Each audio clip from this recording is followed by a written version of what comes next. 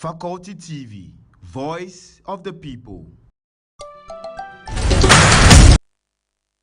Maybe I won't message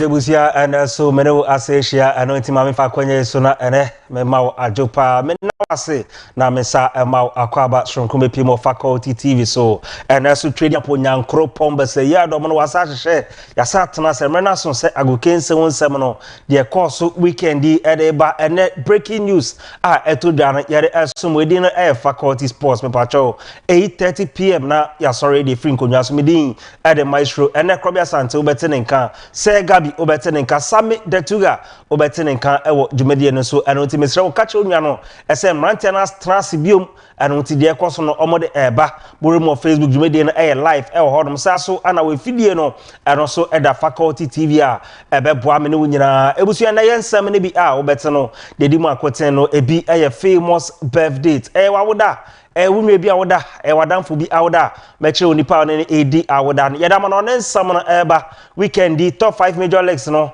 eba so French league boy Germany Bundesliga pepacho Italian Serie A so ana La Liga EA ana English Premier League eba so yebekọ ne ahwe de esi ye ne de mu nkyeremu asomo pepacho de ni bekyeremu USA esanse Open no tennis koso a mene wo kase ya ene fourth round no ebi koso akase for no ebi komo nipa ebi so free mu ye behwe na so ebi so asomo transfer news no breaking news ye de beba onim se 7 p.m. K no na England sa so ana France and Germany Bundesliga nyina na omo de officially omo ene omo ye no ye behwe player ben ene ko team men ene sign player ben breaking news nya no benya Faculty TV Faculty Sports so ye wi ye de fi sam ne beba na de ekoso yankasa ye die mu no onim se enra ana baga na ha se so ye transfer no eno so eba ne wi ye behwe teams akese no players almost sign ye behwe nketo no players almost so sign ye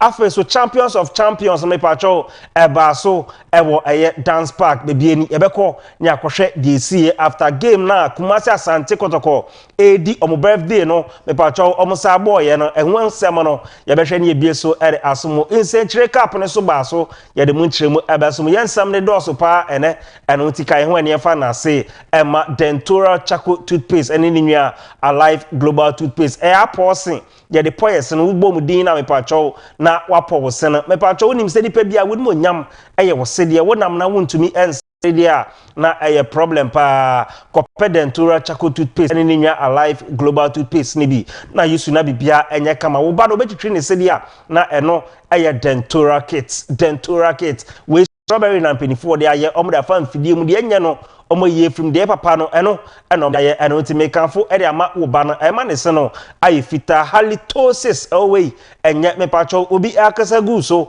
wo kasa gu obi so na nipa no impampan e di ekire eba no wo hwe na enye kama me pacho ne enya aka kope dentura kits ni bi ema no kope alive global toothpaste anase dentura kits ni bi ema no na ono so use na bibia enye kama we ne bone ye fofofo na de ba ko de ene se esanse ye edro ti drugstore pharmacy edi ne hene hono ma ebo no efo pa bomode ye nwumre ana ni penifo ntwe nkomo 0266 5030310266 503031 from one watch say a faculty sports faculty TV then na man ma we pa wo fie wuni adwuma ya frenama no na mpenifo ema wo adwuma enye na bia enye kama emfa ma we pa wo ba no o tri ni siria wo so ko school su de doso Ghana ase pa na mu papa no na ye Salamat International School achachere fo no wana ben pa wo kire maths wo kire science wo kire brofo wo be ko no enkura no brofo mo wesa anya desuo musua no ese weni eni kwanse e ka kire o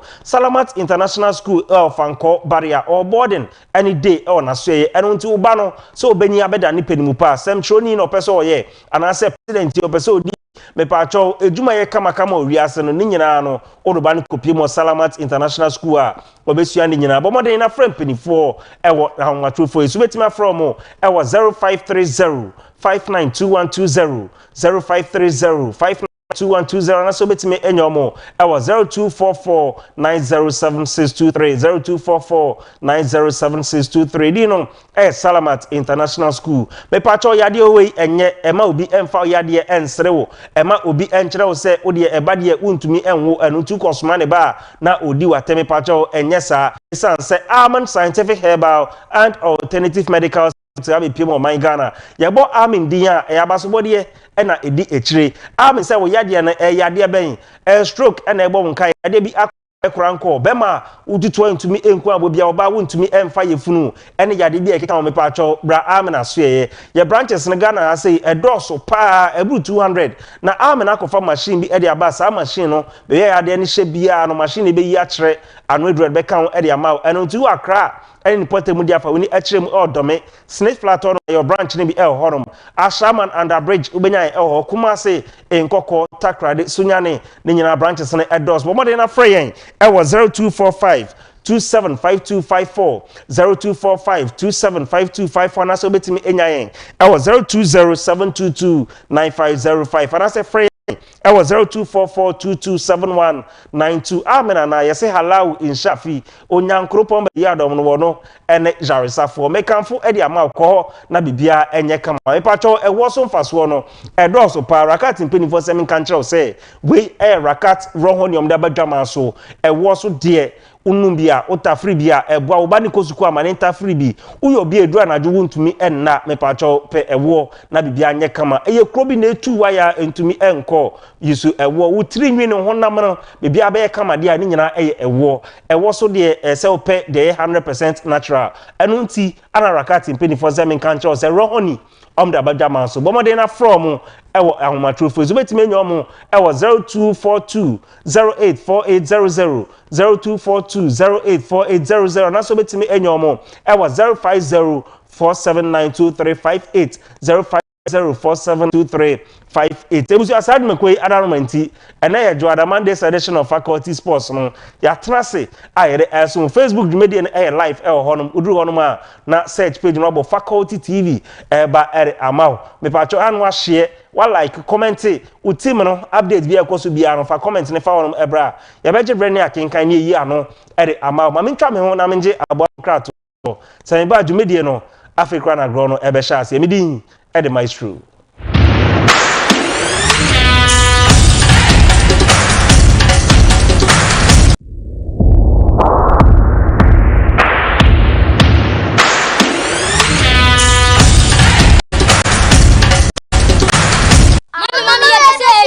Me mo pese mo chichu siana ene yonkwe. Come on now, let's brush our teeth. In the morning, let's brush our teeth. In the night before we go sleep, brush me later on. Me yo bati, empina, me tai breye pa, sa me mai echuchu womus. Until a friend introduced to me. Hey, into what the toothpaste in Yo, nana ya. boy, somewhere. Always shenefre. Wow, me jidi se me mufre beju. Na ankasa. Dental Kids toothpaste. A free sabre no senior muhu. You money chichi womusia. I won't go to any jianko. My woman and NG for Dental Kids toothpaste. For chichi womusia. Always brush me dental kids. Dental Kids toothpaste. Se wo pe bi ato a ko pharmacy ana shop ewo nkran ana kumasi FDA age edwade nkrato yi ato mu.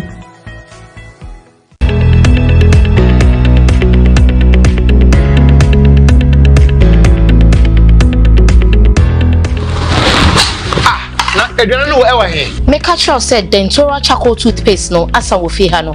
Den no waya afa ho. Na wa wonim say dental charcoal toothpaste no eno a na ebo yesi ho ban e wo fi ha. Pende na se me to bi ebegu ho. Wo sister, wa besisa ne nyina ko. Odonko anonim ade a eye. Mira, se wan sorry ankope dental charcoal toothpaste ni bi ambe fi ha. Mira, ende undidi ena wedi.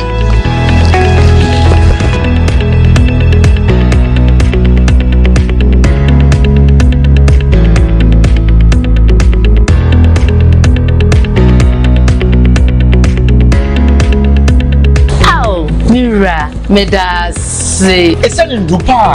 Ewo dental charcoal toothpaste mti. Mary onkonya ho. Dental charcoal toothpaste. Any alive dental class toothbrush. Ebusianchefa. Enye na me kanfo dental charcoal toothpaste ne alive global toothpaste a mint wom amount. Se wo pe bi ato a ko pharmacy ana shop ewo nkran ana kumasi se wo pe dodo etunso a frɛ 0266 503031 FDA age edwade nkrato yi ato.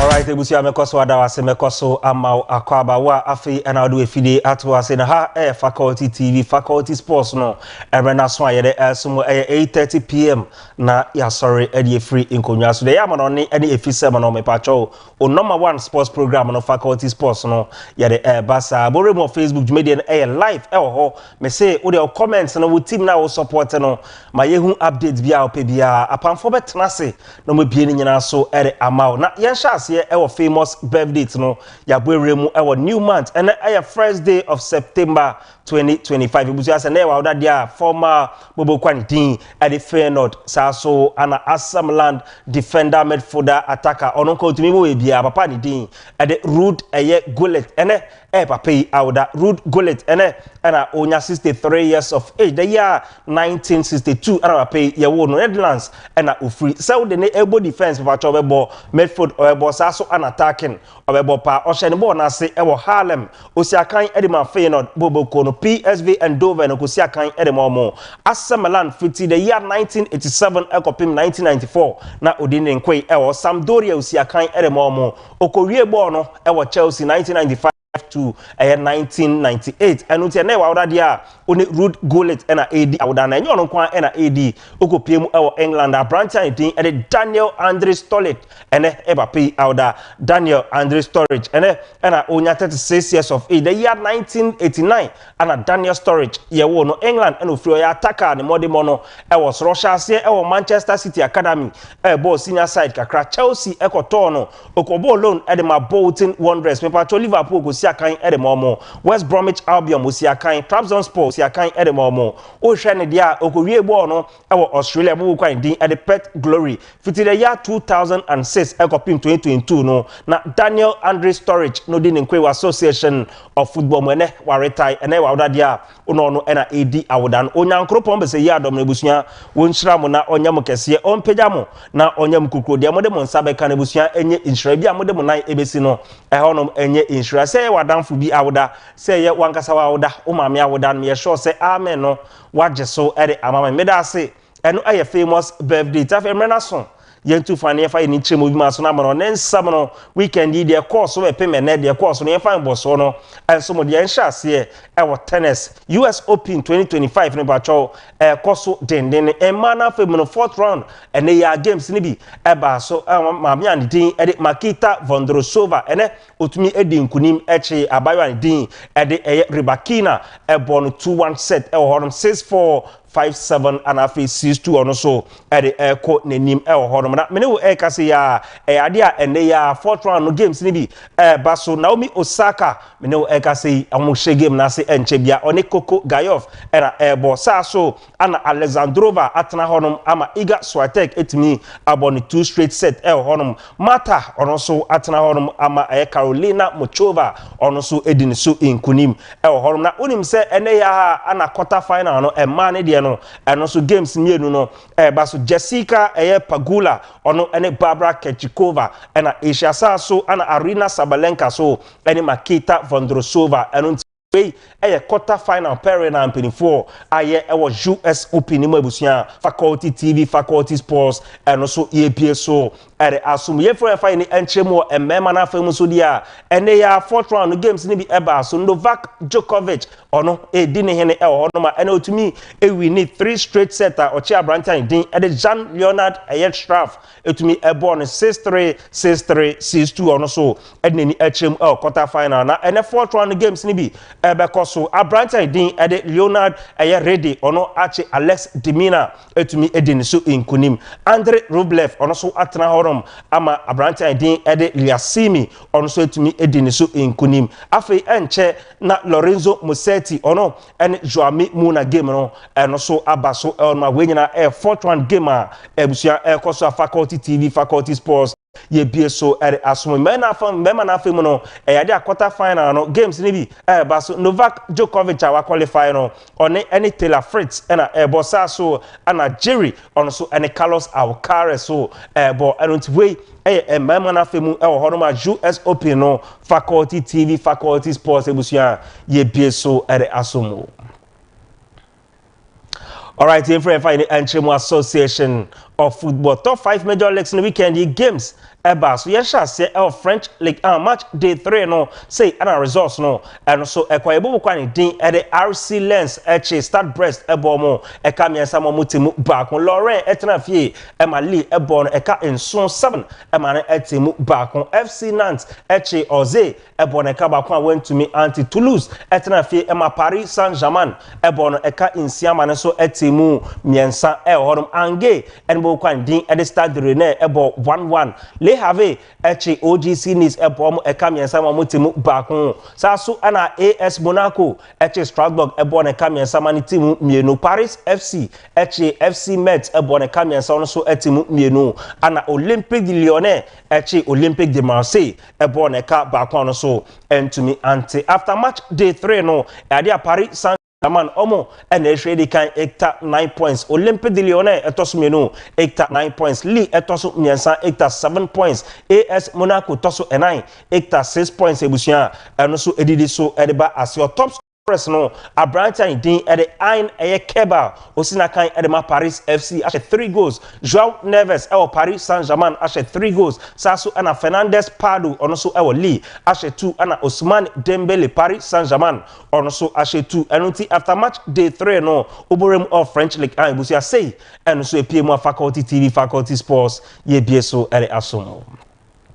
All right, in front of our Germany, their Bundesliga match day 2 no, and also so say and results no, and also Bobo Quantin at the Hamburger etna fee, Emma St. Pauli Ebon, a cameo no went to me auntie, Hoffiam etna fee, Emma Entran Frankfurt Ebon a cameo and saw to move back home, RB Leipzig heading him, Ebon a cameo no went to me auntie Stuttgart, Borussia Mönchengladbach Ebon a cabacon went to me auntie, Werder Bremen, any by 04 Leverkusen Ebon 3-3, Augsburg etna fee. Emma Bayern Munich ebone kamia so timu mienu Wolfsburg any men's 05 ebo 1-1 Borussia Dortmund etna Signal Iduna Park Union Berlin ebone kamia sa went to me anti ana FC Cologne Freiburg ebone ka enaimo no so timu back table no after match day 2 no as usual Bayern Munich omo and they ready kan hectare 6 points hono me pacho ade a Eintracht Frankfurt etoso mienu ono so hectare 6 points hono FC Cologne etoso miensa ekita 6 points saso ana Borussia Dortmund ono so etoso enaya okita 4 points honum eno nti top scorers na ebusia mene eka say dia Hurricane ono ena ehwedi kan goals no yen shepa dia Hurricane enim shepa ono ena ahye 3 goals a we hwedi kan honum se hui Gurasi ono so etoso mienu ekita 3 points osina kan edema Borussia Dortmund Michael Olise Bayern Munich ashe 3 goals Luis Diaz also Bayern Munich ashe 2 goals and Kan Onsan also sina kan Emma Men's 05 also etumi ashe 2 goals and Germany Bundesliga after match day 2 nebusia say and so ko PM faculty TV faculty sports yere mu ntremu ere asomu everywhere you find ntremu our Italy Diana Italian Serie A after match day 2 no say ana results no ekoye bubu kwani din e de Cremonese eche Sassuolo ebor ekamian samani timu mienu leche etrafie ema Asemelan ebor ekamian awentumi anti Bologna eche Como Boneka ba kon wentumi anti Parma and Atalanta ebo 1-1 Pisa etrafie ama AS Roma Boneka ba kon wentumi anti Napoli eche Cagliari eboneka ba kon so entumi anti Genoa etrafie ama Juventus eboneka ba kon wentumi anti Torino eni Fiorentina obia to me and shebi gusiepe miyaza no shocking news epiem and say International Milano etrafie ema Udinese ebone kamien mo no so etimu baako Lazio eche Hellas Verona ebone eka enai ono so and to me anti after eno table no say era etie Napoli omo ene hwedi kan ekta 6 points Juventus tosumienu ekta 6 points Cremonese etosumiensa ekta 6 points afi AS Roma tosu enai ekta 6 Udinese etosu enum ekta 4 ebusia eno so edidi so edeba as your top scorers no Abrante din ede Marcus Thuram esina kan edema International Milano ono ene hwedi kan ashe 2 goals Dusan Vlahovic Juventus ashe 2 goals Nico Payans Como ashe 1 sasu ana Lautaro Martinez International Milano ashe 1 ana Jonathan David Juventus also ashe 1 enoti Italian Serie A after match day 2 nebusia faculty TV faculty sports and so yeso ere asomo. All right, in front of Spain weekend match day 3 and also Ebas results no say and Equabo kwani din Eddie Elche Eche Levante Ebon Ekamino went to me anti Valencia Eche Hetafe Ebon Ekamia so also to me anti Deportivo Alaves and Atletico de Madrid Ebo 1-1 Real Oviedo Eche Real Sociedad Ebon Ekabakwa went to me anti Girona Etnafie Emma Sevilla Ebon Ekamino went to me anti Real Madrid Etna the new Santiago Bernabeu Eche Real Mallorca ebono ekamienu manitimu baako Celta de Vigo ene VR game na ekoye 1-1 Real Betis etnafie ema Athletic Club Bilbao bono ekamienu manitimu baako Espanyol eche Osasuna bono ekabakwa went to me anti ana Rayo Vallecano ene FC Barcelona game no and so ekoye 1-1 after match day 3 no as usual Real Madrid omo and ehwedi kan matches miensa no winning nyina 9 points and ekita omo Athletic Club Bilbao tosumienu ekta 9 points Villarreal etosumiensa kita 7 points FC Barcelona tosu 9 ekta 7 Espanyol also tosu enum ekta 7 points and so didi so edeba as your top scorers no Kylian Mbappe Lawton is na kan edema Real Madrid Abrante no abono modern ashe 3 goals saso ana Adrien Liso onso sina kan edema Hetafe ashe 3 goals afeta John Buchan onso esina kan edema Villarreal abono modern ashe 3 goals Vinicius Jose Paizao de Oliveira Jr. onso Real Madrid ashe 2 goals ana Lamine Yamal FC Barcelona onso ashe 2 goals ebusia enoso yebie so ere asumna unim se game enoso eba aso abokwan din ere Real anase Rayo Vallecano and FC Barcelona ebo 1-1 na bebre na ehunu say we shocking news ni mo no pa cho abakwasem wom and say the last time Real bobo kwan din at FC Barcelona ekopie mu Real Vallecano aso ya omontumi an concede goal bia no October 2014 satana goalkeeper din at Claudio Bravo ono ana echi ma Barca echi Rayo Vallecano ebo mo ekamienu Lionel Andre Messi Kujitini eni nema ene share sa goals no pa cho red card APM fiti sa match na omochi omo ebo mo ekamienu a Rayo Vallecano ntumi answer no pa cho fiti ono mo eba ni nyina no yade Barca ekopie mo hono ma omo concede goal ono no ntu ye Barca fana ma na nya won wa se enra motumi concede ye busia eno so yade mu nkyeremu some yen free way fa ni enchirem our English Premier League after match day 3 no say ana results no ekwaye Chelsea boboko no etna Stamford Bridge eche Fulham ebo mo ekamienu omo ntumi anti bi pacho Manchester United our Old Trafford no eche Burnley ebo mo ekamienu omo timu mienu Sunderland eche Brentford ebo na ekamienu timu baako Tottenham Hotspur etna fie ema AFC Bournemouth ebo na ekaba kwa wentumi anti Wolves etna fie ema Everton ebo na ekamienu timu mienu Leeds United and Newcastle United obia entumi anshe Brighton and Hove Albion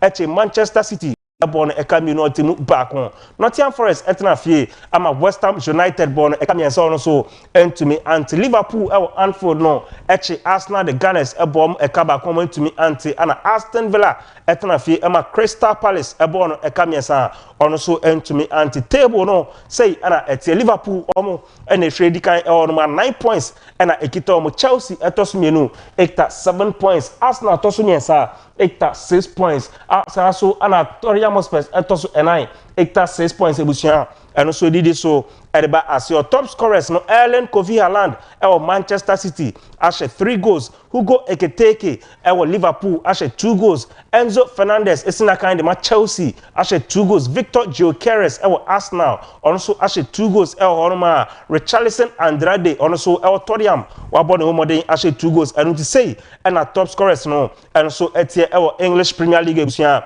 yebie so asumna unim say after match day 3 no udweni echrem English Premier League so far mpacho 3 teams pair ana unbeaten no almost honum esan say bo kwan di Liverpool ono ewini ni games na Chelsea ewini mienu adro baako so ana Crystal Palace ono so obia entumi enhye no and way any 3 teams after match day 3 no English Premier League no obia entumi ensure mo ebusia faculty sports yebie so asomo.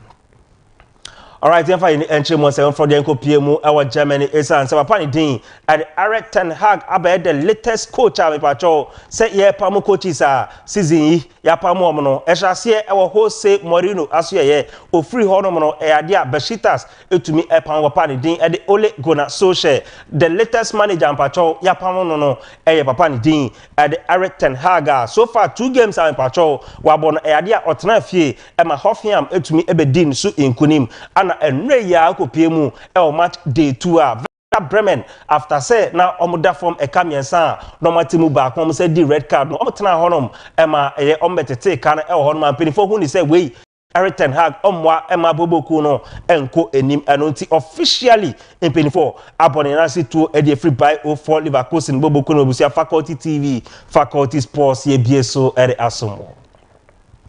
Alright, nyina no so na mo na nsem no yemfa nsi say mi twa me homra say me ba pamfo betena say transfer news no ebuso ebie so ere asomedin ere Maestro.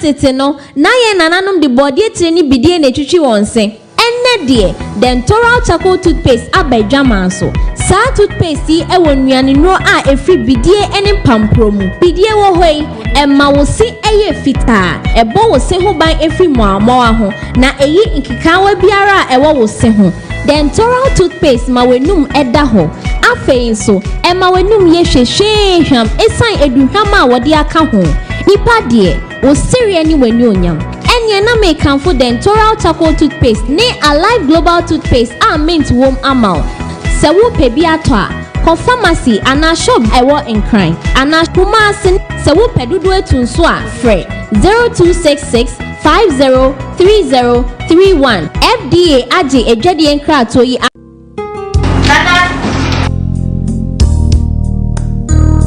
se patropa ufri promo ba to toothpaste we be bra mesro mento toothpaste bia mesito toothpaste we be bra ade jo abua me papa abua me ni kola ni nyina na won ti say me complain me sini bio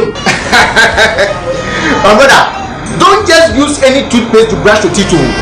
Use the Dentura Charcoal toothpaste. Dentura Charcoal toothpaste is good for you, man. Enye na me kanfo Dentura Charcoal toothpaste ne Alive Global toothpaste a mint wom amount. Se wo pe bi ato a, ko pharmacy ana shop ewo nkran. Ana kumase se wo pe dodo etunso a frɛ 0266 503031. FDA agi edwade enkrato yi ato.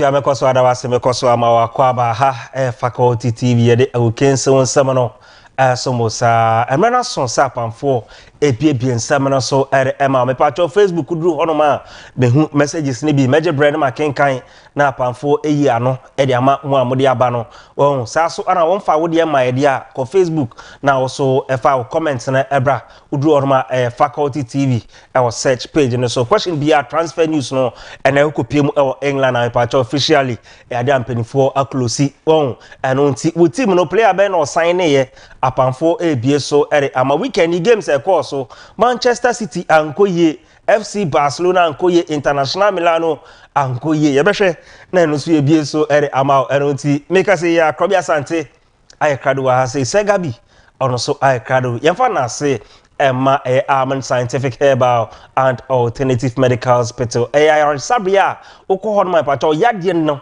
bebia de chinya ye hu no me pacho amena so ye no o metire oni nyina o mu wi ana no drum de account e de ama wo mpwe na opeden e bia na stroke bi ebo won kai yade bi akwa ekranko me pacho ko amena so ye na o monsaw yade branches ne Ghana ase ye drosso pa Accra ene ni potemu no dome St Flat on my call my ye branch ni bi e ho hodom saso ana Clagon Ashaman under bridge ubenyan e ho Kumase Takrade ne nkoko nyina na ha say ye doso bomoden na frɛ yen e wo 0245 275254 0245 275254 and also betimi enya yen ewo 0207229505 0207229505 and also free yen ewo 0244227192 yesi halau inshafi onyankropon bese yadom no energy reserve sadmekwe adarmanti ye tufa kopi obi maso na mara ne nsam no ya baba mu ere amaw me pato Facebook duro no wa like wa comment no wa share no bi so enya bi ahwe mpin for enwumre majo bia bokọ de nyame adum na so nyame ne hene ko bia so ohun fa wo oye me hu ye tu hun fa wo me ye pa ohun fa wa me hu ye pa me kasa ni ade a me tia konwuma me nda yare mpa so de ne chese me hu ye ade ba ko ana de bia metena sa me say what man do man no na aka what man do man no pena aka ko bende ebe fa say gabi boss ihu ache sure so initia yen konya basa Robert say gabi say your headmaster ya tuni post me at the school esi ani school wa me wo nyina eja ya na esi a school as gabi e kono Ghana say meet man ka say open school a woni wosika open school a enkwara ade open school a edan na giran na so pa ho na say gabi e kodi ne ne e ho school ndi ndo mo ba ombe bo adverta na ye di na to ya na mention no nka no when your promotion wa brabo mu dia in fact enye sa kwa kodi head teacher na say bibia but say we movie cry wo danda de mo akodan fufu mu a eno nko ano ye a step forward sure and she say e wo mu sa de a me bo abaso keep pushing injury nipa ho nipa be du ramo ni papa bia ni o man papa bia ni o man nti asemo nko ho kosa why ye be di nkomo Rasmus Oli na kodru Napoli ye be di nkomo ba ansa na ba transfer ni ye hwe games course so weekend yi akasefo ni bi lusu amanfo sika hye investors esika hye ye be hwe mu kakra ni wi ana transfer news no ye de bi honom ama Ghana for questions been in on Facebook AS Roma update no patro mo check mame players are Roma for no air sign no na no small check mame mame sha say free say Gabi ho say Gabi yen hwe with team ne kakra FC Barcelona rival Kano then you see di kan min che we aje brende o hwe na jife na so we need to over the weekend games be breeding echoes and I think say most of us were expecting Barcelona you home from last season and then what the most omoye the modern di say ye chiwa and enye ofo bi na abeje dia na just say on 5B but it looks like this season things have been very sloppy and as is slow adding here because we Barcelona team that was this year now that Hans-Dieter Flick is trying to come up with a formidable defensive lineup.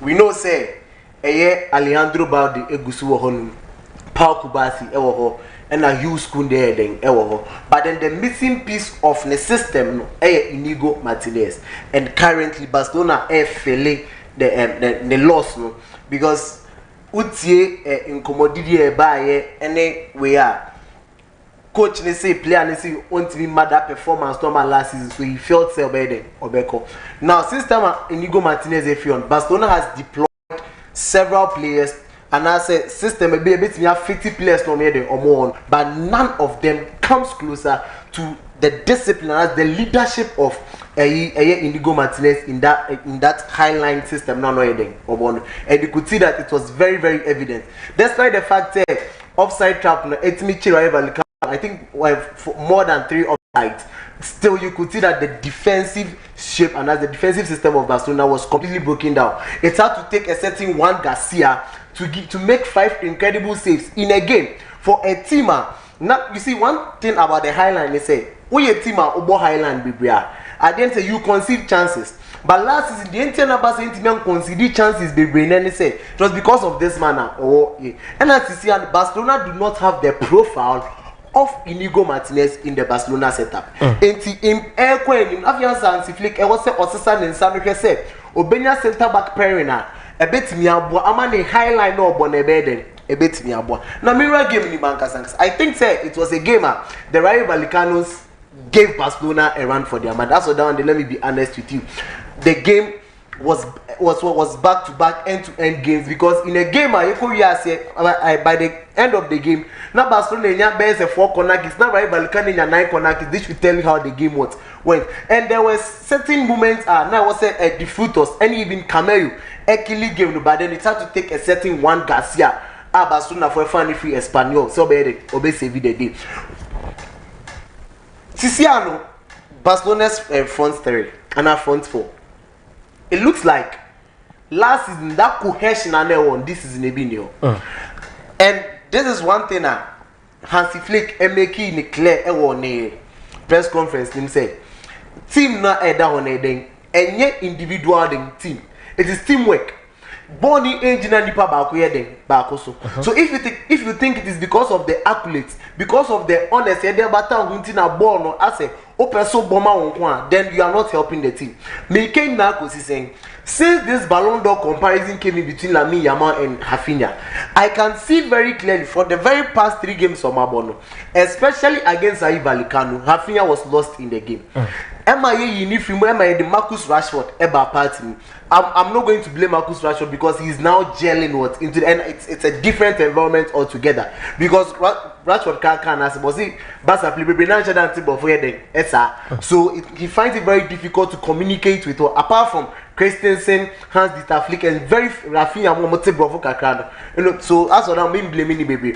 But even on the field of play, you can see that cohesion between Rafinha and Lamine Yamal. I don't know what's happening. And once again, the midfield of Barcelona also broke down in that game again. So it looks like it was a day at Barcelona for Barcelona never came to the party. But then the goalkeeper Juan Garcia Provide Barcelona had to force Marc-Andre ter Stegen to sign that medical report for him to be in the post. I wasn't surprised he won the man of the match. And one notable mention, Isi Palayon. This guy has been one of the finest midfielders in the Spanish Premier La Liga. He's also a Spaniard, but unfortunately Spain is blessed with so many midfielders. Sana, both midfielders and time boniding, but this guy consistently always manning the Rayo Vallecano's setup. Senko copied team B, Ebia Atletico Madrid B, and I say Bia Barcelona B, and Real Madrid B. In Kedia was here demand on yesterday. He stole the party. He was actually bossing that midfield. Let's not forget the Pedri came to the party when it needed, but Isi Paleon, to me, we want Garcia Fion man, Isi Paleon deserved to be the man of the match. So Endra, it was a bad day in the office for FC Barcelona, but going forward, I think that Hansi Dieter Flick will be able to correct these mistakes. Now going forward, you can see a defended title now. Okay, Matthew Busianuti, Sega Bidia, I don't know, FC Barcelona fans, no, and now may they start be to just say. Obekai the last time amoko onoma mokobo 2-0 anko financial bi omudi red card mienu Messi ni nima oni nima na share sa go fiti hono ba moko bi amoko nsidi ti we ay normal sa pepe yemra krobia santio me pese mo kire me Joseph Pep Guardiola and Manchester City, what is wrong? Your team ni nkoye like against team omon sheda nya de Nkrofo ya Brighton atonton ni players na Brighton abehye Joseph Pep Guardiola ena yete ya yese Manuel Akanji ko Inter Milan. Upese otie dan niame nkoye o City normal and is it because of say akwakoye Guardiola any said dia ni padodo na ehuno or sa generation we move but problems I think that every single manager face be pain and in fact the time mu an ono so eden or no because so share the kind of investment and performance City had from last season never be payment. I think that or form but the man is trying to build a new phase of Manchester City. Because so the last 8 to 9 seasons in here, Obabe far Manchester City Bobuku na players now no a share majority. Semino work as a dodo na ye if team no more ko. Nti ne amene wo ka say Ederson Moraes is no more.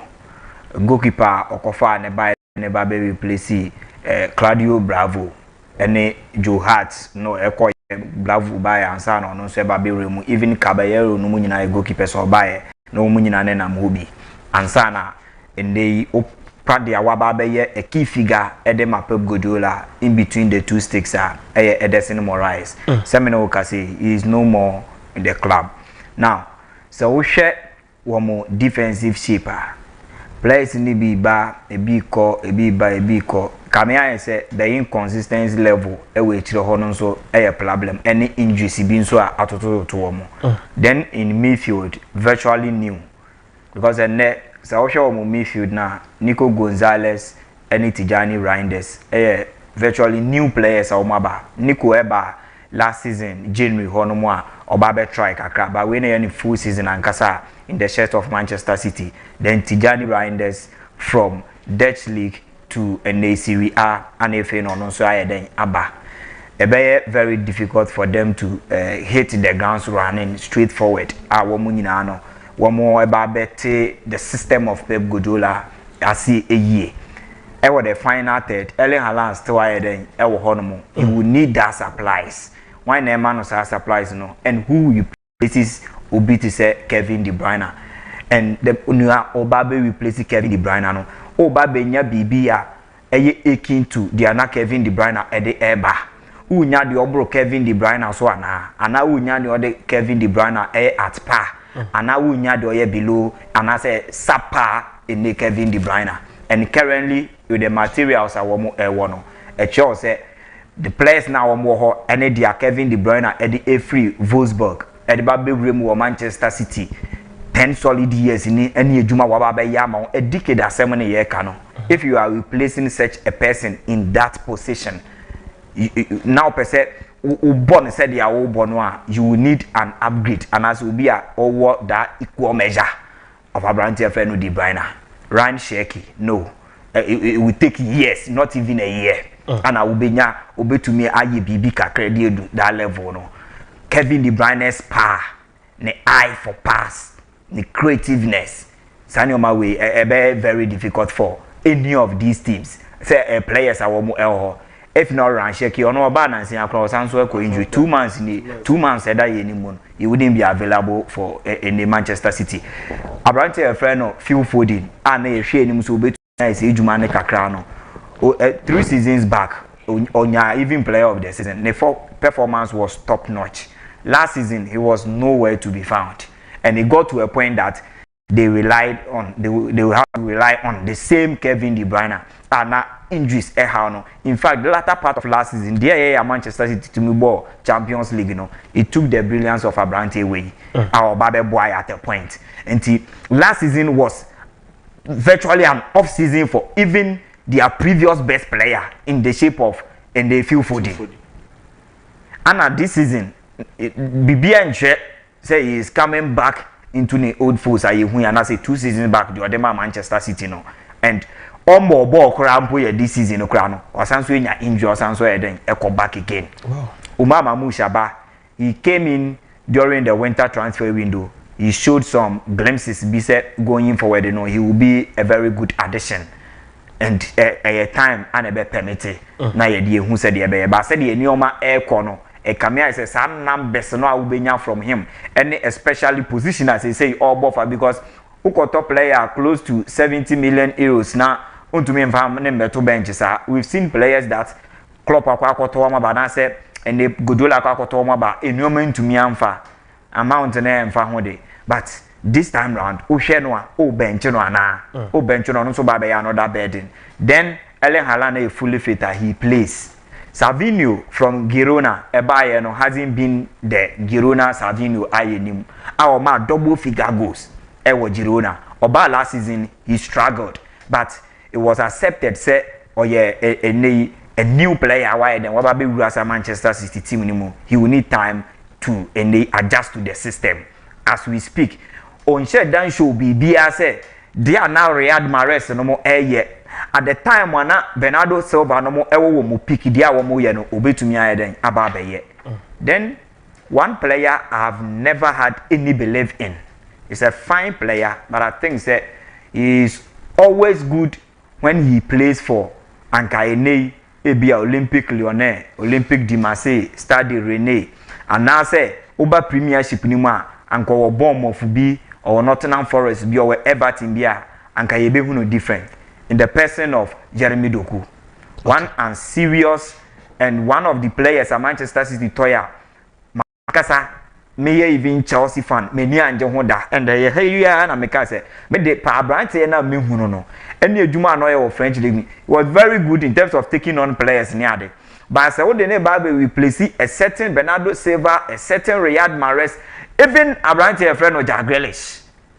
Ah no cry the numbers ever firm ever since we make his 100 million pound move no.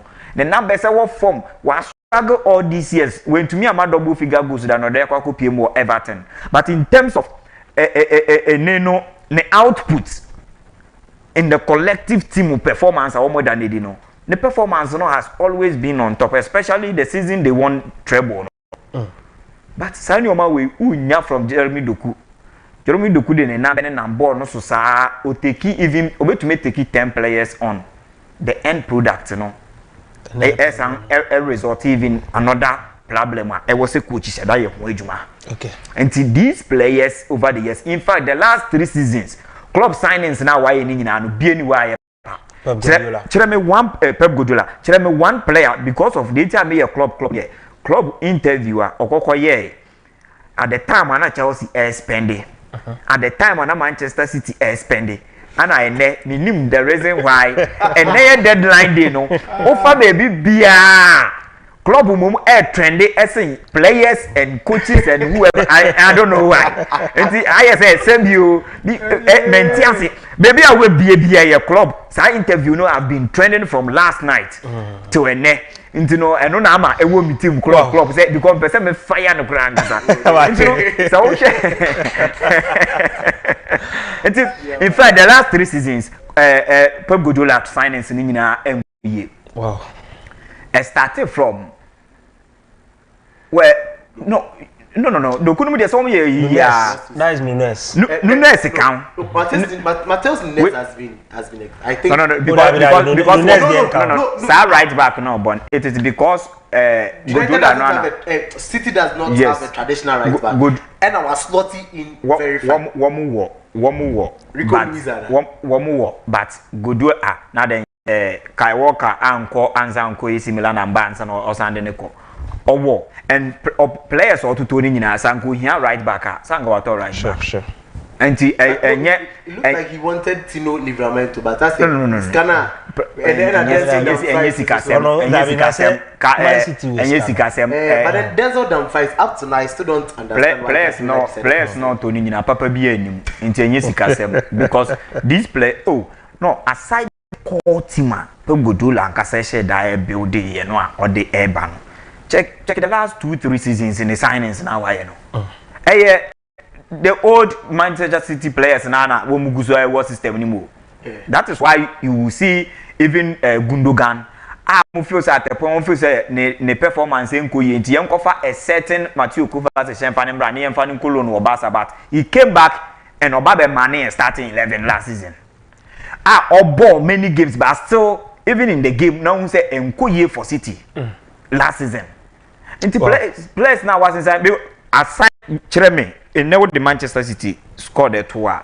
Chereme there in the last 2-3 seasons or Baya Wababe Chere. Why? I think I can make a claim for Kusanov. Kusanov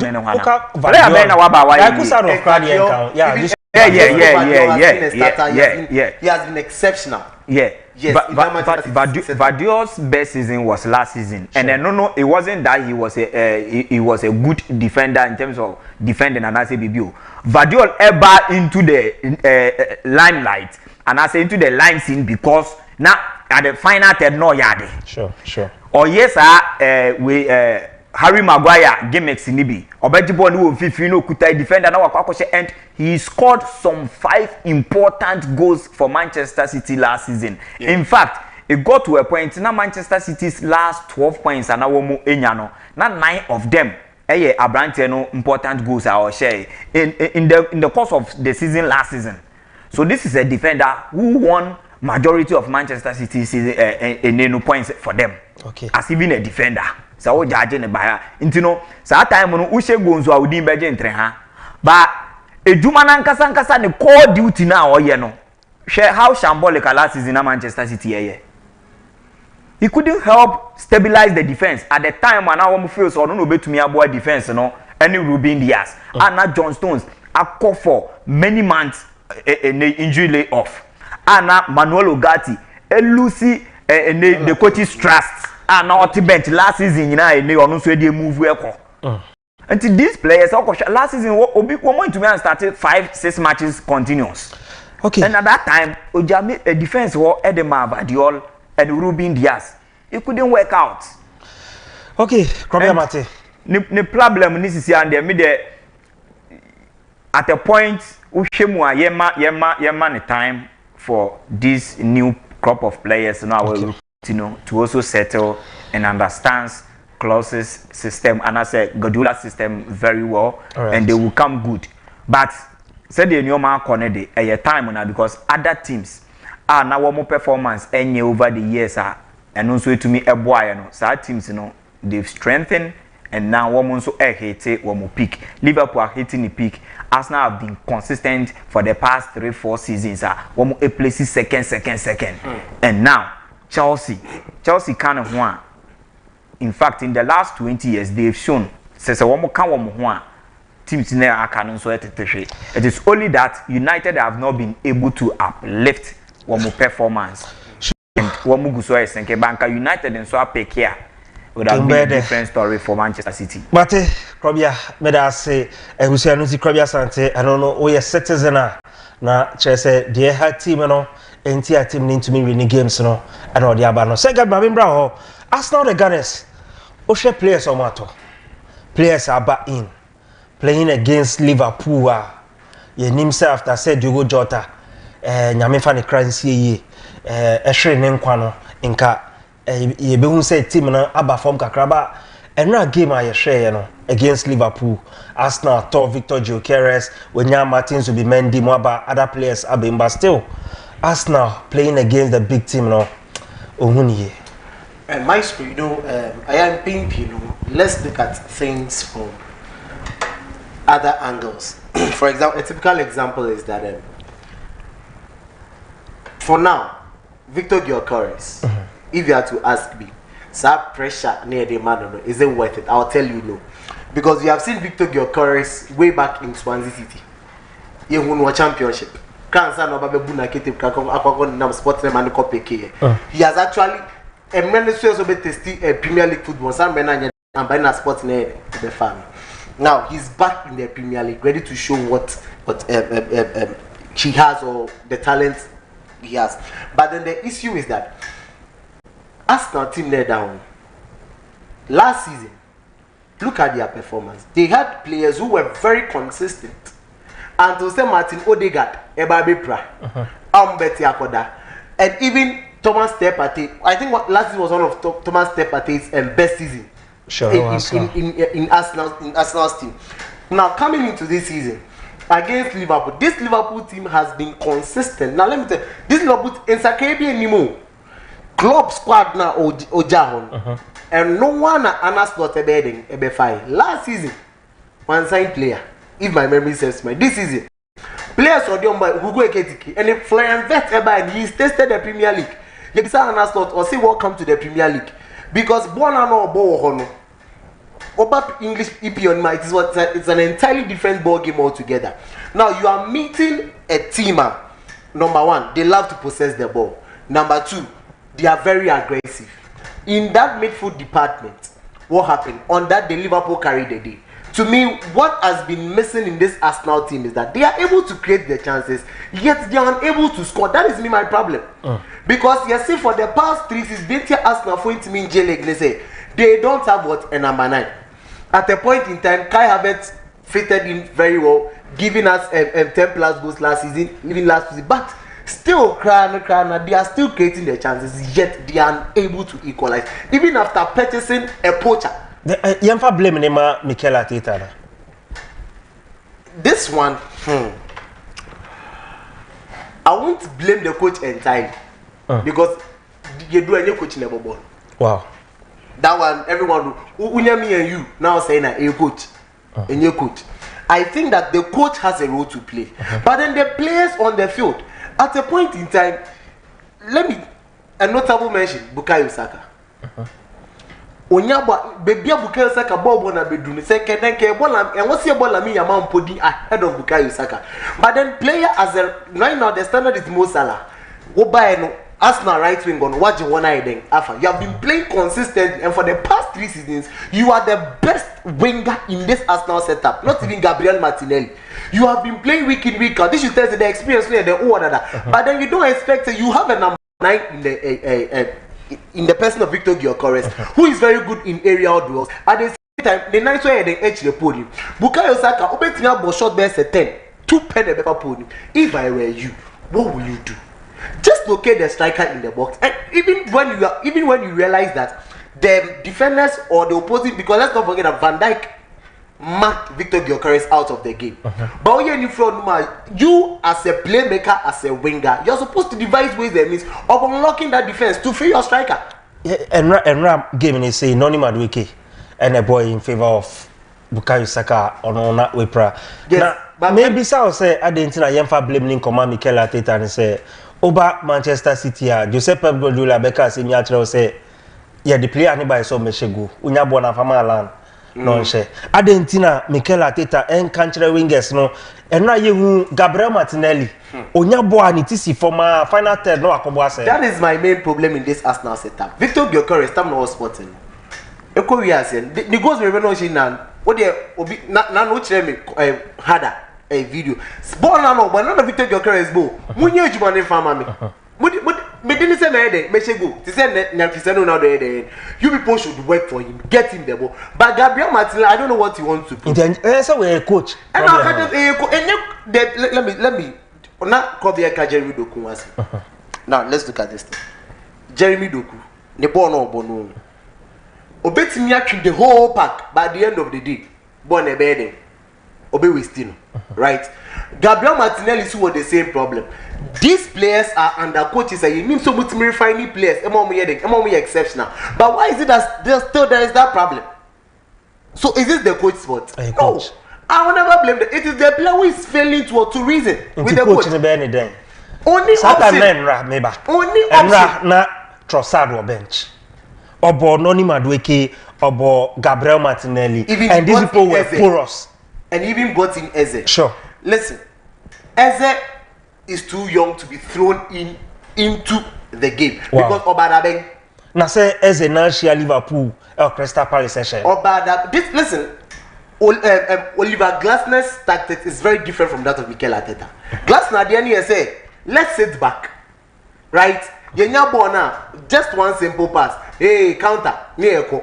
Osho Omoni Chelsea game now. They sat back and they be Anna Sport Becker just upe tima so almost sit deeper and you're very difficult so be sure my Crystal Palace. And the person out here say you have moved towards a counter attacking team or a team a possessive one then baby. You don't expect the coach to throw in Eze at that instance because Eze can equally play as a left winger. Now Leandro Trossard over the past year since Arsenal he has been played as a left winger. But you name himself, Leandro Trossard is a central attacking midfielder. Even in worst cases, sometimes he plays as a second striker or even as a center for as a false nine. How many times does Leandro Trossard equal left winger performing? And the coach doesn't have options. In our options be brayer. Why is it at a point in time he wanted to sign Malik Fofana from Olympic Marseille? But then Arsenal was answering Malik Fofana Beban. This is an auto player. Still you have Leandro Trossard over there. Gabriel Martinelli, listen me, I don't credit him back. Gabriel Martinelli Oba Barcelona trials will be failure. Arsenal for Cotton Brazil Bayern. To be honest, I have never seen the guy giving any exceptional or do anything extra. Listen, everyone is entitled when Pacho Ashefon and Obianime. One of the last time we say Gabriel Martinelli bosses the area then you go tally as a when do 15. And Open League, let's look at teams like J League. Pep Guardiola last season or even last 2 seasons. Look at the numbers Ellen Bortalan produced. Even Unya Nunifio Numa, the wingers look at the numbers of Mother Tide. Even Enzo Maresca Nazia Kazim say, and can only pa send your Benya player about Kobe goals with Benica. The goals should be distributed across. Last season in Barcelona, we had even a certain Lamine Yamal giving 15 plus goals in all competitions. Wow. Let's say go better than your heading. Ya Obia. Mate. That's all your coach now. And who Martinelli or Arsenal, Charlie. Somebody like Nache. Arsenal was still on by Victor Gyökeres. They should give Gyökeres time. They should give Gyökeres time. Mate, yawa ha so ana Benjamin Sesko yemani time. Yemoremu transfer news. Come here, players ben and a team ben. Ebusuan afi na obetimi do message na aboremu ho no message media no live faculty TV on Facebook and until do ho no na wa like wa comment na wa share na bibia e kama breaking news eba and say Kolo Mwani akoka Toriamos per squad ne ho and until Richarlison Andrade and Akole Mwani ebe pre eweni mo krobia other transfer news e ko dey. Well, another deadline day. Tambeng 7 England here so far. Yeah, England here. 7 p.m. 7. But only team B negotiation and sana 7 be 9 p.m. Wow. Okay, they will back when interesting from Thursday I no ye. Sir, in the drama between Chelsea and Bayern Munich for the Senegalese the attacker Nicholas Jackson. Na ehupao sa saganisi ehupa. Wow. Ehupa. Na Abrante friend Nicholas Jackson ene Bayern deal no. Said the ko wie Chelsea say bra back ni enhwe hu ni o ma got to a point na o say watch Chelsea ebetumi aye ni say wo mo be catch by Munchen say wo beto Abrante no permanently. Na ne deal no etumi aye den etumi go through. It was initially agreed on 15 million euros in the transfer fee season loan deal, then 65 million euros as an option to buy, but not obligatory. Then Abrante no the very morning Abrante no could do one. Nasa no panimua by 11:30 Chelsea and so then a game. Now in the course of Chelsea's game, Anna Abrante awomokoto ne ba inti awomo get rid of in Nicholas Jackson, Liam Delap ekuku prior. Now we share the extensiveness of the injury na ebeche pants na wetumia ayeden ababak. Na said they awomo share even they are yet to come up with the extensiveness of any injury no, but looking at said the new corner their air banning at the nature say betumi remove somewhere January. Wow. The nature say ade be how team no one progression since say ye ko ye nimu ni ade and one call for Abrante on a return, but due to how Nicholas Jackson has been treated this very transfer window to the extent that one more excluding from training with the group. Wow. And a normal be Abrante no afemu I feel say he hasn't been treated fairly. And then yeah, the obey return. But the agreement on loan, then Chelsea swiftly also contacted by an Munchen. Said they will not cry Yana or a player. Yani has the name of loan. Say no, yan GB, yan Tony loan bill, permanent deal, Muntia. Even loan no cry, no say the Bema cry and a obligation, not option. Into Obano Yadu, 1 year deal. We are coming for our 65, making the total 80 million euros a year. Na be to me then a then Bayern also resisted. Anna Abrante no finally oba back. But one more Bayern no agent eguso aye then say deal no ebe cool through. Inti no pay and sha say kakra say no Newcastle United abwe mu one more say one top player no permanent one ready to and they cash down 80 million euros no wo mu 8 ya ni nyina to then Bayern Munich at a point a call for Kingsley Coman as a second option if they are not getting Nicholas Jackson. One the first bid ekoko tumu ana Atalanta and so then rejected here, making their intention clear. Yes, Lookman are making Atalanta rejected here, making their intention clear. Say Abrante no call even Inter area answer. They decided just not to sell him. Ama Abrante no cry the letter eba bonting. Then a rebuttal letter from Atalanta and so eba quiet to say Newcastle ne akidie ni bia.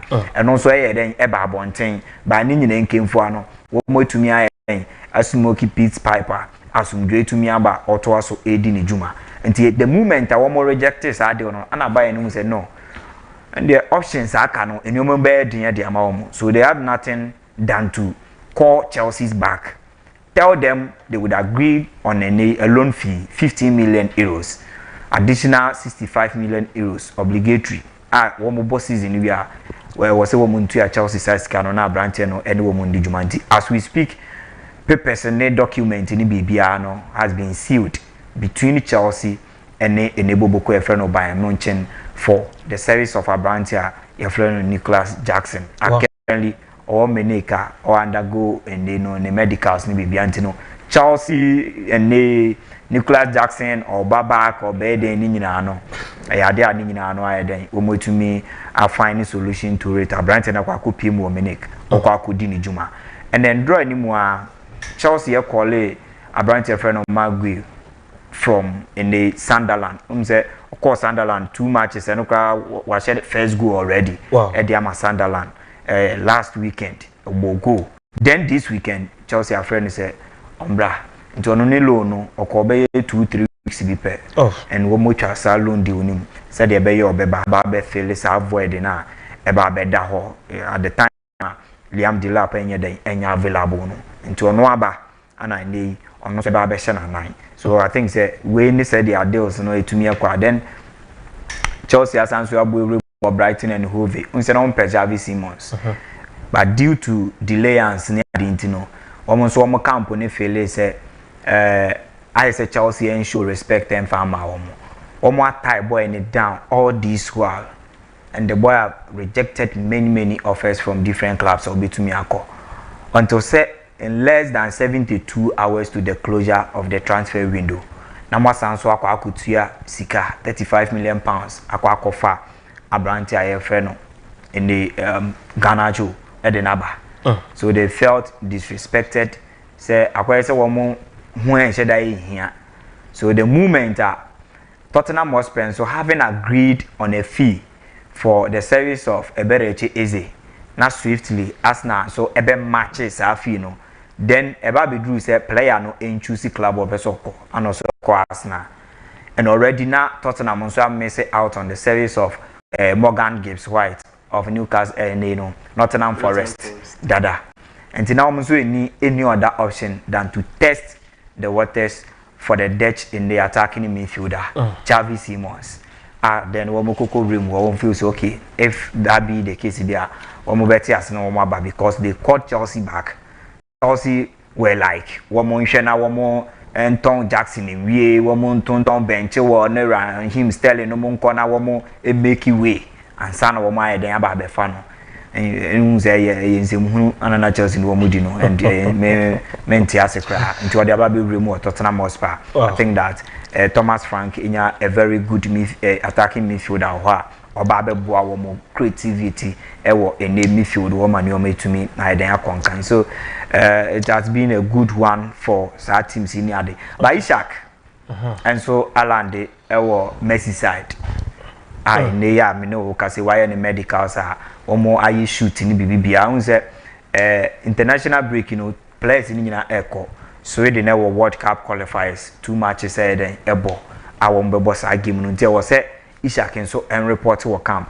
Me bana me read about one coach interview a wire latest no wire with regards to Abrante friend Isaac no so Isaac ebe ba be kan wo mo ho enenyo mere e wo Sweden na emo we nyina nim say transfer ho nsensem na ma boy no yen den embaye he has been active playing yes season we as odo ye ndu baby ayede but or expect say obewie bibia on time na wa ba ka wo monsa enyumre na oni team na ba be training then Wednesday omo akwakobo omo game nti no Isaac nso eye na photo shooter wa ye bibia wie wo Anfield a enyumre yi mu ade official announcement ni betumi abo evre mu na wakwakopie mu ewo enenu wo mu twa videos ni bibia go no na alpha flight na wakwakopie mu Sweden na bibia tumi akonkan nti no okọ no then Ombo releases our footages in by virtue of an official announcement by Liverpool now wababe Liverpool so a player. Wow,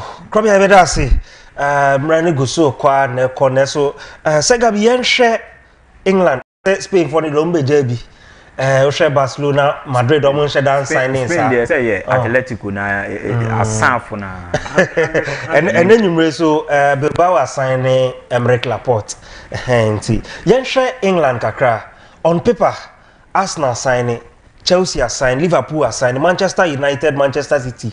On paper, Osha signings about English Premier League ma. You can say team was say the squad that was signing have impact wo club in the Super Anka team men and Albemom. Maestro, I am pimp, Teams don't just sign, coaches don't just sign. I think they look for the loopholes in the system, and as they look for the loopholes, what team them no mind them. I'm signing players at the Abeshin.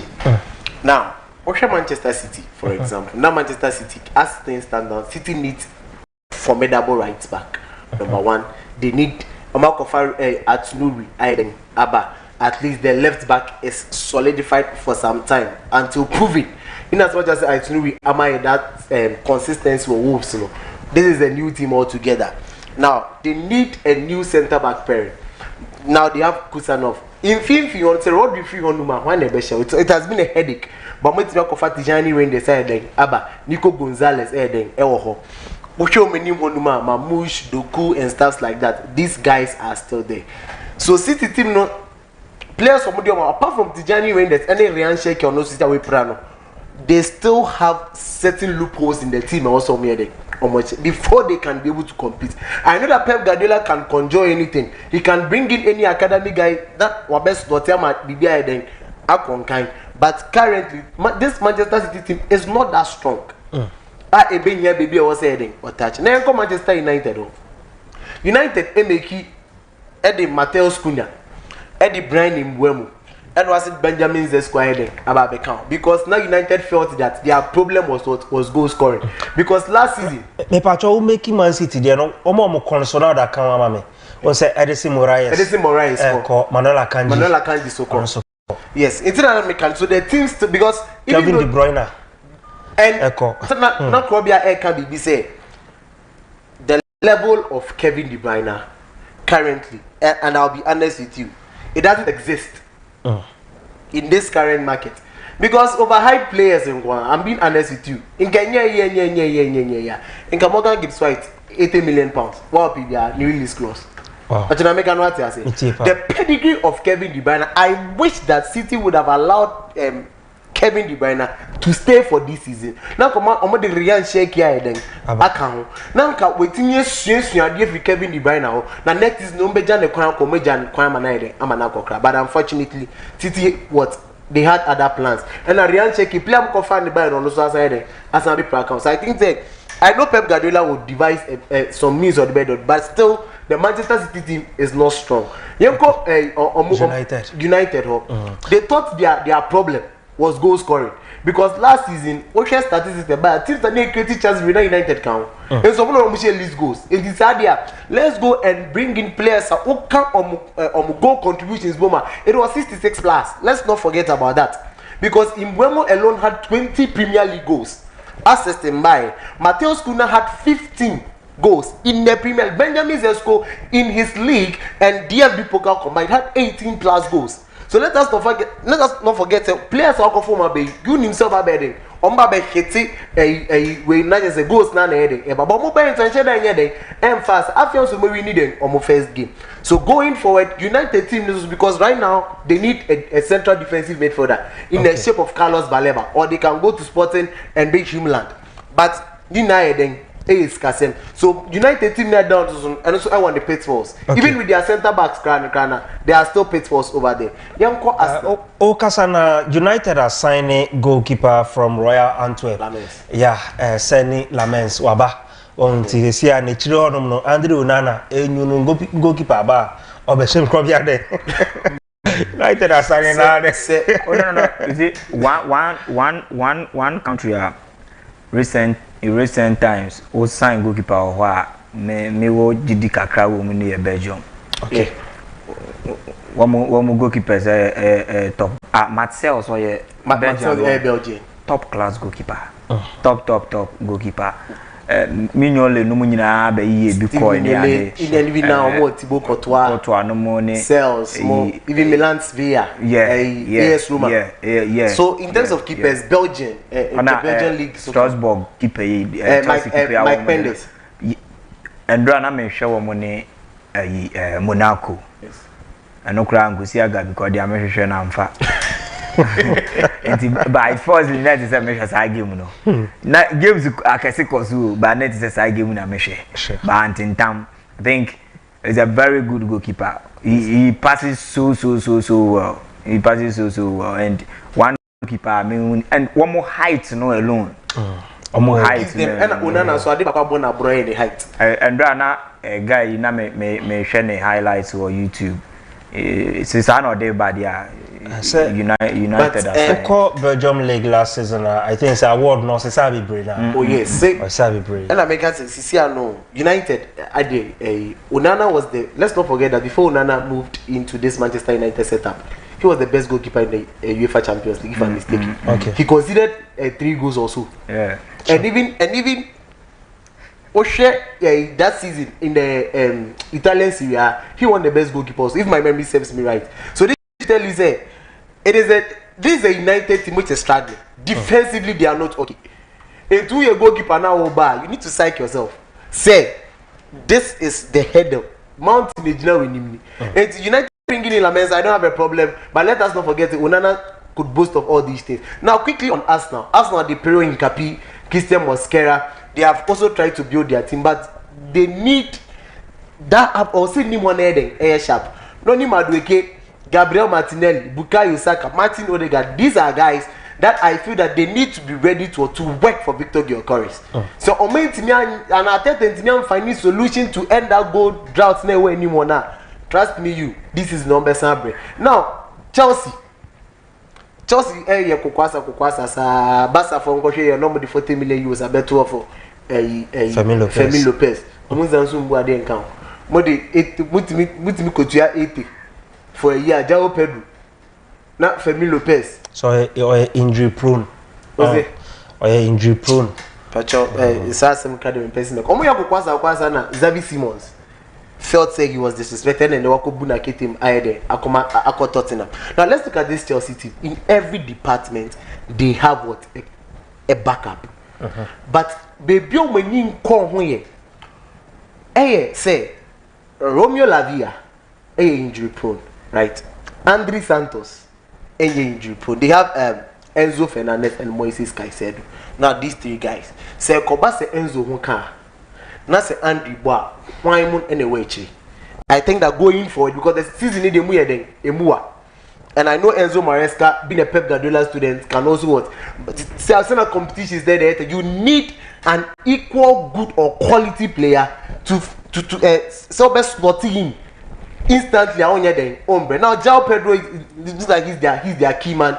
Yet they said they only say João Pedro would come in and what and give you the goals. Now, me free on my last take. Timo will be asked to be person be bonidi. Me bansana will be free on Raheem Sterling Gusu or Chelsea. Yes, no person movie, but I'm Maso.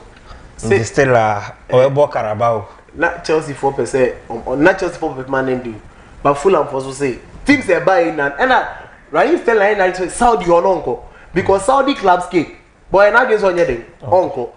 Next year, or Pesobo World Cup in the Saudi of Pesot. And a Fulham for so your mind say during the dying embers of the transfer window. No, Omako pre for loan. Chelsea for say there be loan. And a Fulham also here because let's not forget Thomas and Kevin. every Shakhtar Donetsk. Kevin is very good. He's also a left winger. Born obey the bit in He's also a Brazilian. Born than Nanwa AFA. So if Yatis Capudo Akakofa Kevin Aba, we don't really see the need for them to go into the market and get Raheem Sterling again. Okay. Now Newcastle and the Tottenham was they come up. Alexander Isak Ebunakitim a Liverpool. Sure. Now look at the signings Newcastle have done to replace Alexander Isak. One visa. Last season he gave us 19 goals. Nick Watimadi for Stuttgart. Last season he gave us 13 plus goals in all competitions. Now, so bringing these two guys to replace Alexander Isak, to me, it's in as much as Omoba, Nick Watimadi, Oba, Biana adaptation wise, I think that Joan Visa, an experienced player in the English Premier League, and even last season, the numbers are Onya Brentford for demanding £55 million if you Newcastle on. I strongly believe that these two guys and here or more Man Newcastle fans and Alexander Isak. Even though Alexander Isak's quality is top notch, but I feel that if these two guys are able to hit the ground running, Newcastle fans will end. Now, lastly on Tottenham team, if they will be consistent, they'll be a force to reckon this season. Wow. Just look at, they have brought in Randall Kolomwani. I know that, yes, we all would boast that Randall Kolomwani form no di copy more World Cup Paris Saint-Germain Etams Capudo 80 million euros Echo Frankfurt Kofa and Bayern Obayern Ontimi Mbondu sai. But let's not forget that adding Randall Kolomwani to this Tottenham team, they already have Kudus, they have Brennan Johnson, they have Xavi Simons. Richarlison card there mechanics I was imitate a break because he can ghost obetime 2 goals since they go can account with 2 goals obetime ghosty for the rest of the season. It's with there, but bringing in Randall Kolomwani, I don't know whether he's coming to sit behind Richarlison or he's going to be a starter. Anyway, let's not forget that they have Matthias Tel over there. This guy and even they voted João Paulina. Tottenham would be a force to reckon. If only Thomas Frank and his boys are very consistent, they may win a trophy this season. Wow. But inti ode teams are both na analysis out that to or no club ben and signings are why no. I was say boa pa. I think Liverpool. Liverpool. Yes. When you mark Gueyo. But yes, Diego Leon. Okay. That 19-year-old center, I don't confirm ban some bet na bench na. Mate. Even Konate, I'm expecting to see that guy. And no, like let's call it spade. I'm confident about some betting bench. I know may understand. Give the guy the chance. Let him play. Let's not even forget say Oshe or Mosain is on my. These guys are first team players. These guys, and before baby they were Mama Dashvili. He was the first team player in Valencia. Sure. Right? Sure. Omakofa Jeremy Frimpong. He was a starter in that bio for Leverkusen team. Florian Wirtz. 2 times German Bundesliga player of the year, having 22 plus goal contributions in a season. Bruh, he's a starter. Who go get not just starter now. Mate. What's up, Alexander Isak? 130 million pounds. Someone Jelik, Kroma. Omonye. Oh, Sena probably di kan ya no. Nsema jogging club. Ebe kan efa transfer. Say Chelsea, say Ska Man City players are 1 year signing. On the time I not on Van Dijk. And time I think Maguire will be to Van Dijk, right? As the most expensive defender in the world. And the time. And yet the time now Kepa able to Alisson Becker as the most expensive goalkeeper in the world. So JJ Club needs them not okay. I think that you see, we respect it, but I mean, was there omu free scene Nima? They still want to remain relevant, so they pass certain comments. On make aside. Oh, it was young Fulham signing Samuel Chukwueze from AC Milan on loan into English Premier League. Where the season club yaka just 4 minutes. Facing mamana yanko. Oh, and players make a crack transfers. No, go for signing. For the years sign pa you say Jimenez the always similar Ozonko direct swap numbers but then that direct swap with Artem Dobik and Santiago Jimenez. Artem Dobik on two nina instead Santiago. Oh, but Jimenez, I'm surprised though. I think he had 22 plus goals. Obe to me national team ni mun. Obe to say Guillermo Ochoa. National team do a but club side there over bre. Ko Ghana ni an ko player be. Over bre. Moroccan players we say ya na wo mu nyina. Ko Ghana ni an ko player be. Say ya na wo mu team. Okay, go football come as we ye striker back one wa be gini din power the cherry DVCA. Yeah.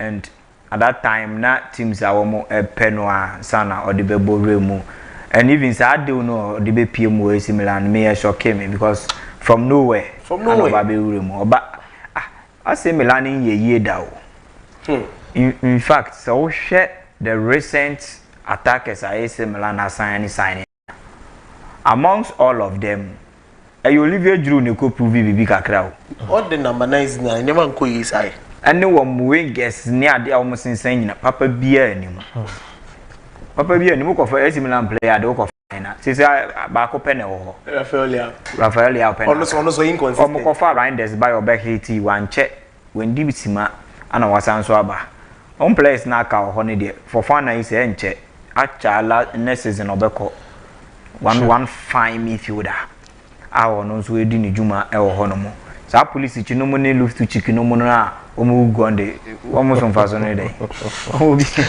wow you lose Musa Soko why Musa ono so go in bio I'm so making call different club onko wo mo nyina but I think that with AC Milan with AC Milan project na Stefano Pioli Oba say mu da ho I felt that no senka even those omo hate bridge now senka mu jan not me eto adwuma de so because look at as ofri ono omo timi mo o ho so anka bia anka relegation nko mo ko sai pepe ikai guno ha enche on so called Galatasaray so na osan ko neji normally these Turkish guys naturalizing omo bobo ni dum omo to say Brazilian they want to go back and then we hit scout kojo team na the compare kojo man galawo ma hihye pa afiwe me Turkish league emedo efe na de ntia mo we know say na nkese wo mpo am no last season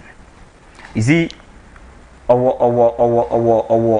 the individual players are was so to me the best out of them now mo performing beyond their odiyama ntanya me wan say wo mo sake ni ntem said the beya Europa na wo mo akotumu no wo be metumi make a good case because Fenerbahce ewo Osteward as a central defender ewo Milan Skriniar these two central defenders ebo na a certain Jiku at the bench so what I say na Nelson Semedo no more operate from the flanks now about befa a Mexican and former West Ham United Edson Alvarez Aokako Gina Ho Ediama or midfield war Fred and Sofian Amrabat complementing and other subs are more air than our bench war now uko enim one more who John Duran elho who Yusuf Nezeri elho na wako Benfica kofa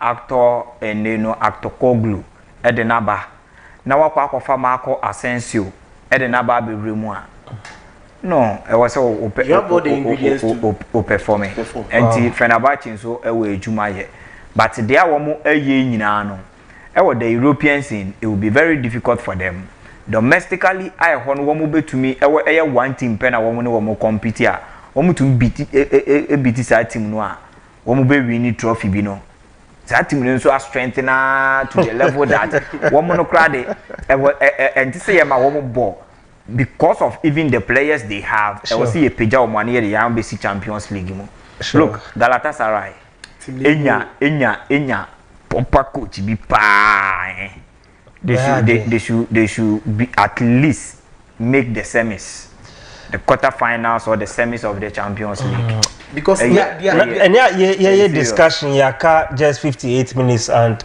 Omar Bede Ediama Abranti idea he can Chanoglu I saw Wasapa and Sim Kwano Bedi player who was suspension first game against Omunisa coach Funa Inter Kofanaba. Christian Chuki was the one say Chuvi.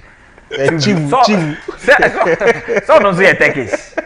Christian Chuvi. Oh no, you're Armenian, I think Armenian. Oh, you're Armenian, yes.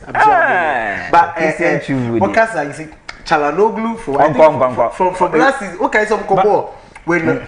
Lautaro Martinez by all the can say, oh, if you know you are no longer part of us. He was referring to Hakan Chalanoglu. Because if you want to leave the team, leave the team. No. But Unim Krobia Meki will be a nice Paosha Galatasaray squad Kitomana. Players have been Fenerbahce players have been. I think the Turkish league now this time no. Sikabe when Kwanga Gala Alpha so our medicine science players baby. It is not directly coming from the club. One more call OABA, so and so telecommunication. Well, bra, na ye know partner na player kwa kofanui yen to mean tono. Na ke to yen to mean to ya. Enti momo mfa momo. Sad ni bi na obeka ya basa for the year name and ni bi no. Ai chiri ebe pa ehun be to and you see, I'm to be to say Victor Osimhen. One more Galatasaray born who cow. The 40 million euros they paid outright, you know, in free one more a company and one more a cordine. Then the salary no company no answer a cover because one to mean 2 years as cano and farmano. And to one almost answer a cover at the amount. And I've been mean a typical example here, Cristiano Ronaldo dos Santos Aveiro. Was the time no free Real Madrid, Ako Juventus no. Company no. And the fire who can never even company no Juma for Kabufu you say. Argentina you watch some terms card come. So I think that this season the Turkish league is going like it will be one to watch. But players need be so called Sofian Amrabat Eko Sevilla and goalkeeper for Fenerbahce Dominic Livakovic. Also Croatia for goalkeeper now. Girona. 2018 World Cup. And now 2022 World Cup. The same, and I think that onone. Now we two. One right back for Canada Johnson. Because our World Cup no me run commentary. Tina me we Sofiane Amrabat oko Sevilla. Yeah. Onko. Ebeboa Fenerbahce. Ebeboa Fenerbahce. They have brought in Edson Alvarez. That's one more. Common for Edson Alvarez and Bank. I doubt Sofiane Amrabat. Zimanski eguso ho. Zimanski so. Zimanski still. Yeah. Zimanski enso eguso Fenerbahce. AC Milan asama na mo kano. Eguso Fenerbahce. Adrien Rabiot. Olympique de Marseille no AC Milan asama. I think an excellent addition. Yunus because I feel that what Steady Max Allegri in the system. Yes, Allegri always do. And Italian philosophy. Okay, Enzo Maresca can you see in a way to a small boy. A bear didn't say a chance. So a moment didn't Allegri they always want these experienced guys in their teams. And what's Steady AC Milan so Debiano. It has so many experience number 90, experience number 6B, and experience BUH. That is their policy, that is their system. It is an Italian philosophy. Opache teams now, you always realize that a penifone heading, certain teams and also occupy certain departments. In can Modric there. But they needed that experience. Bringing Adrien Rabiot, Allegri, I feel that this Allegri must prove something. If possible, challenge for the student. Player set Fenerbahce. What's the keeper Ben Ekui? Dominic Livakovic. No kono. So we Emiliano Martinez ne kwa question na 9. Sir Manchester. Emiliano Martinez deal na there money chair me say. Yeah, ka Fenerbahce. That means Edison Moraes Moneko. Yeah, what's Livakovic? Yeah, Moraes Mumu ko Fenerbahce. Yes. Yeah. And Livakovic, I think the Emi Martinez deal no. Now he was supposed to move to either of these Turkish clubs, but United also came into the scene. And United 4% or more negotiating on separate deals. But Scano Moji for me Martinez play already 32 years. I know that he's a solid goalkeeper. He only needs a stable team. And that team also keke. we Argentina national team for Onya club ya Ajidin, maybe it's made a projected them. The current I think is world number 1. Sisian, and as Sisian, Manchester United for SA a way per Jadon Sancho for £40 million. At the same Jadon Sancho. Same scanner so now. Omo pay for Eddie Martinez. Jadon Wasama via loan. So I think to me, Eddie Martinez eba Manchester United. Because he knows how to command the defenders. Unana, there's sometimes I wonder what he does in the post. On it by Andy. Oba nenim beguasi. Emi oba nenim beguasi. Oba Emi say Onya baby uncle. I think Aston Villa is still playing the playing European competition. From last season about all your mistakes pa. See, I didn't in so come. But to me, left for me alone, he needs a top club. A bit me a protecting because I think I come Emi Martinez they say Oti Aston Villa. Na say top club where CCI you know kasi between United and Villa club be na betumi elevate player be status. Villa. But listen. Let Kobia, listen. Let's me use the current way na me dey can. And because even with the current way in terms of state, in terms of name in fact my main mukurama in the last 10 years me mau 2 years 3 years 10 years but one player Manchester United add value a diamasa player I'm one exception of not Bruno performed better Bruno's season or the room or Man United yes. He hasn't even lived up to it since Obama but Ahmad Diallo has been exceptional. No, last season how exceptional and Ahmad Diallo even Alejandro Garnacho Obuna Ketim ko also United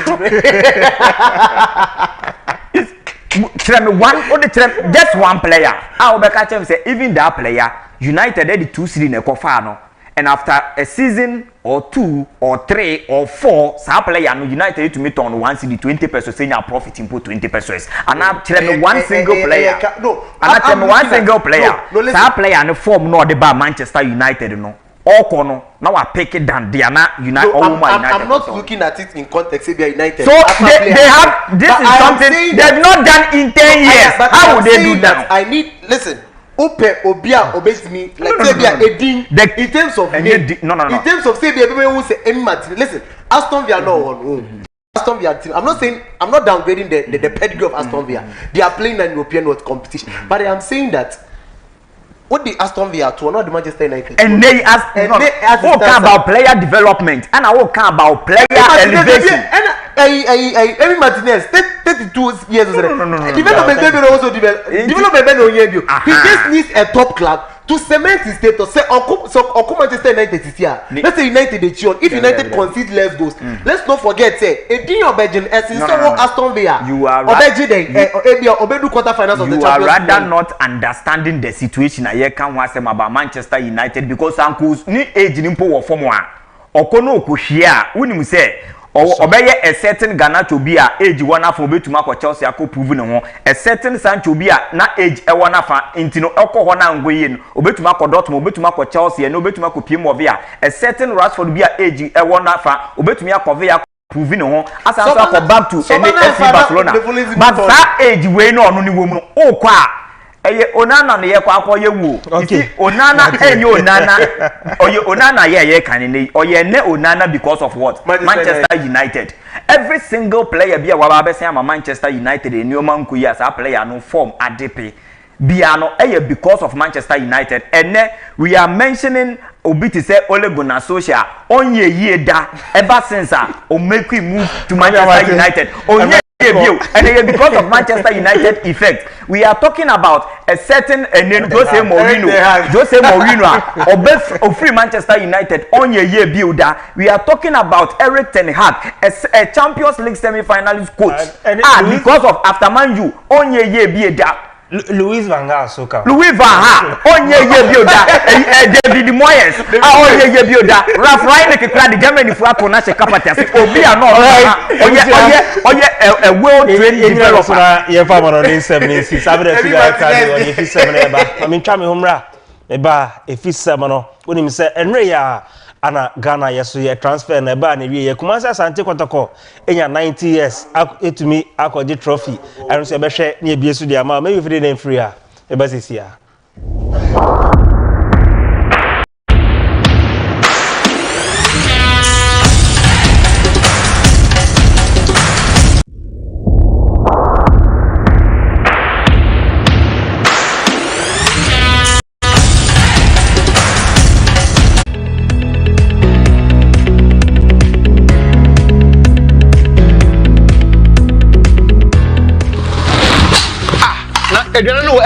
Me catch you said dental charcoal toothpaste no asa wo fi ha no then why ya fa ho na wa hunim say dental charcoal toothpaste no eno na boy yesi ho ban e wo fi ha men na se me to bi e be gu ho o sister wa be sisa ni nyina ko odonko anonim ade a eye mira se wan sorry anko pe dental charcoal toothpaste ni bi am be fi ha mira ende undidi ena wadi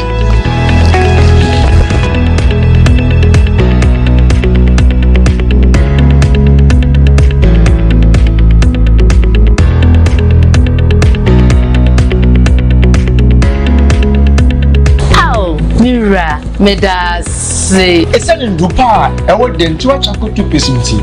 Mary okonya ho. Dental charcoal toothpaste. Any alive dental class toothbrush. Ebusian Java. Enye na me kanfo dental charcoal toothpaste ne alive global toothpaste mint wom amount. Se wo pe bi ato a pharmacy ana shop ewo nkran ana Kumasi se wo pe dodo etunso a free 0266 503031 FDA aji ejodi enkrato yi at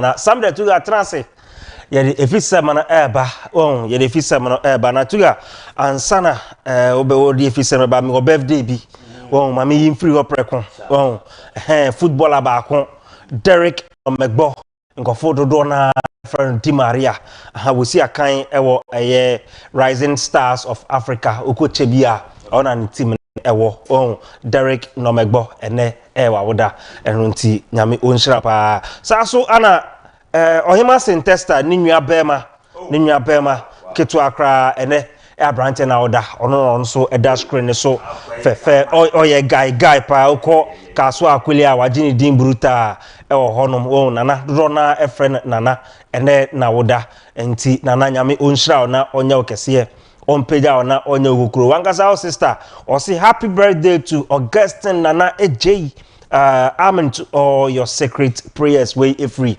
unuaba on so your presenter of Faculty TV o say wish you happy birthday nyame onhira pa I want simenye ade ba ko bi man but tuga meja ona wakwa ba ukoba o ba ku bi wo honom Miss Rita Miss Rita okay Miss Rita Miss Rita nie me yada ne pa me penasem pa ya uko akra tudu honoma e hono wo omo ton sa jewelries ni nyama no waware jewelries ni nyama no me chain ni ade me de begu mi komo ase ohen na me ba no ni nyina obi wo ho so menya so no free so menya horo agene dim bruta friend Miss Rita nyame onhira na onya ne kese heavy pa ya sai pepe dituga mami nya ona afi di aka no fanshe so man efisem no kotokofo ewini ye ni hu nkomo kra kobra ni eni nkomo all right orofo mo ajo mo akwaba mfamra Faculty TV eso ebre aso se yede agudie mu sem efisem latest update ni nyina yede eso mo Faculty Sports Show so na so nsa kan seria nsem no esi etie uko Facebook a ye bie mu pa enso ho no mo kwa na otimi de comment no ato no mo kama no mi a share no ama onu abi nso etimi enya bia hwe Dr. Like no e ma ren final a chair na ne o ma etimi ai kama paidi no nsesan ye yawo esiedu ampofu hia me montene so a seria abrenya me ka no frame Sammy Tuga na menyo so na mpe bibi ka kan fama na bibi bia entimi enye kamema na ya na majeje ho Sammy Tuga na chese bibi bia edi dem na me tini say ho sa ebusu am yemfa latest no enso modia over the weekend na chese owura mu ewo wafu zone B ema no akachi Ghana police ladies na omujina kona no papa enso ewo ho no mo aye echi enei ema omo so boboko ni din edi asko omo ewo Togo eyo omo ho adwuma e ka pole miensa omo team ba ko ntino goals no ene da screen so I no so no obo wani akohoma ewo ho no mo baba wa ni din edi Deborah eye afri ye no obo brace enso edi ma Ghana amenioma etimi ye kama pa etino long range go pa ene no so eda screen so ewo ho no mo center to go mini Maestro emeba wa no bo no mo bo no ano den papa enso ewo ho no mo ti wo hwe de yakwa mini na chese girls no omo bom ho modern e wo say ntumi mbo mo abaso the originals obo no dey heavy very heavy etino eno ene da screen so no na chese ababa wa ni din ede Deborah no onya brace ede mai na afi so no so fire enso ede ba ko e kan ho ma nioma eye kama ntino onim se ene emara tumi ebuki omo ticket omo werere mu enso ewo semi final me pa chawo ma me fan tudwa so omo kwa koshia ne host nation ne din ede asek mimosa na enoma etimi ay kama pa nti se Ghana ma no etimi ekọ din dia na chese police ladies enoma betimi akoyie ede aman na enoma etimi ay kama pa enso ewo ho no yemfuro mfo ya ni enkyeremu ewo nsenfufuro mu ede me pa chawo nim say the senior national team the Black Stars of Ghana wamu jina okona no papa da ye ya wada hye so fama me se Ghana ye ko na yakwa akohia ende boboku ani din ede Chad na enuama etimi aye kama no so no ye de honsem no esomo ntino nyame ya adoma Thursday Ghana 1 p.m. na chese ye ne eye Chad ebo faculty TV ye be yi sa match no de ama kama pa ntino mesrawo na chese Thursday de Ghana game no ebe live enso faculty TV ntino obenya bi ahwe ewa hana mo ntino no ene de ekoso na program outline enso etimi apa mpenifo SC ena ho hyehyɛ na esi etie uwura mu ede a na chese de ye Sunday enra ena players ni bebre na etimi arrive ene ye Monday no first no me pa chawo hye so fama me say training no ekoso ewo Accra Sports Stadium a ene omo bie ema media team no ena afenso no public ni nyina so bia etimi enkonyame adom ochena training be koso na emom me pa chawo hye so fama me say yes MBA ema obi a enkohwe na enioma etimi ay kama pa enso ho no de ye wukuada no na chese Ghana enso betimi abu na ketem na wawura mu na enioma etimi ay kama pa enso ho no mo enso no ye de honsem eso mo na on the 4th no game no etimi ashase na enioma etimi ay kama pa etino we any program outline and so ye de honsem no eso mo odwumadie no so na enioma etimi ay kama pa enso ho no mo etino me pa cha me free ene ho no mo ne yemfa ye ni enkyere nsɛmfoforo mu ede a me pa cha sei ene enioma esi etie o Ghana esanse players ni nyina alandea ene uwura mu ede a reporter me say kan and say 15 players ene nei wo mo timi aba Maestro players na ba na mom nyame adom 15 ena so far so good yensa kan 15 no mebobo so kakra Anton Semenyo waba yeah Tariq Lamptey etimi aba Elisha Wusu aba Ibrahim Osman aba Lawrence Atizigi ye goalkeeper no waba Saint Gallen yeah conference league ono jigo zudo Abdul Saleh Samed waba Jerry Free aba Joseph Hanan etimi aba Christopher Bambonsu aba Benjamin Asare House of Folk waba Jonah Adete ononso aba Ibrahim Sulemana ononso etimi aba Abrante ani din ede Muhammad Salisu etimi aba Caleb Yirechi enso attach down Kamal Din Sulemana enso aba ntimi pacho so far so good Maestro 15 players ena yensa aka enso ho no na ukọ Accra Sports Stadium a baby ene omo ye training no sese ne de omo se nioma de damu pa hu se stadium no ena ne eye sprinkler no eye adwuma tetensuo ni twagusa Ghana ha yes Accra Sports Stadium we nye baby yes your stadium no say ni there is in good shape it no say no you want for ankra ye mbona baso obo adwuma papa we there say wankasa wani age ana o say there no ye den omo na omo hwema nsuo ne ekọ places ni ade so what yes yeah but still na unim say sem drop wa she nyina Sure. Come and say producer so stop it wo be bia nkofo ni ti ade ne so I want to more thing ebefa it no any man na ha ne be born sure nti say no dey pitch in there almost siesie no pa e wo in good shape pa and so e wo ho no mo na me pa chaw and the players no arrive e wo Accra Sports Stadium ma training no utimi say yes enioma de dem pa anti players no ena na eba na anto se menya obanyina na otie nwom so what I say ena afenso no anan enso na eba no Benjamin Asai goalkeepers no so what omo na omo ba Jerry free mo so anti bambo nsumo omo nyina atimi attach down ade ba ko say na ye hu ye coach ne wo bebi omo no okọ that's back okọhwe champion of champion ni bi so what I say oh the bibe ba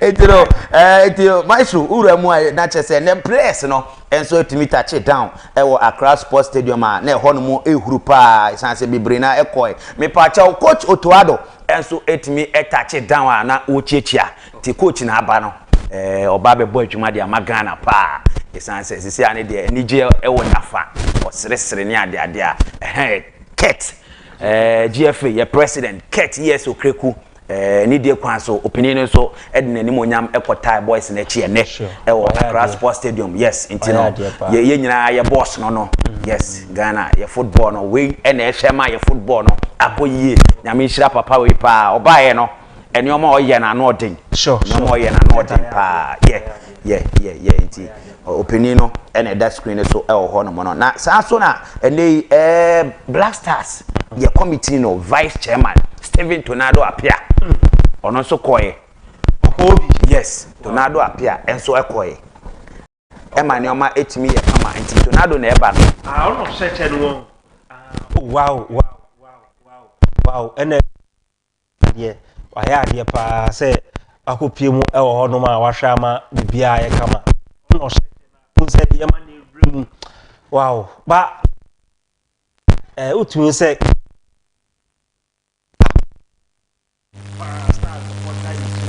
it be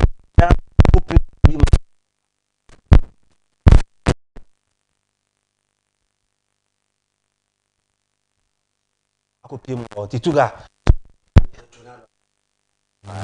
uremu edi anache say Steven Tornado appear enso edin ni monyam kota boys na chipa manyoma etimi ye kama pa na before set training ba be say wo fu say the assistant for no na church mo so bobre e wo no the assistant for na church mo bobre e wo no amanyoma ye kama pa uremu edi anache say opinion ni din bi John Pinto that's one of play na fatal dauda omo enyina na omo edi agro ho no no before set team no e ba ye no na enioma sei ena na ekoso enso e ho no no na that screen so no yeah so mo abobo ni bia pe mo abobo bia pe enti no no ena that screen so e ho no enti no Maestro owura mu a na chese na mpenifo no bebre ekokopie dwumadi na ase ema enioma etimi ye kama pa enso e ho no mu a eno so no ye de ho nsem enso na before say omo ba be chance no omo see everything God first training e ba be chance no Maestro na kire say enne no omo tumi e bon paye pa omo bon paye before say ene omo see training na say what I say so omo see bibia mo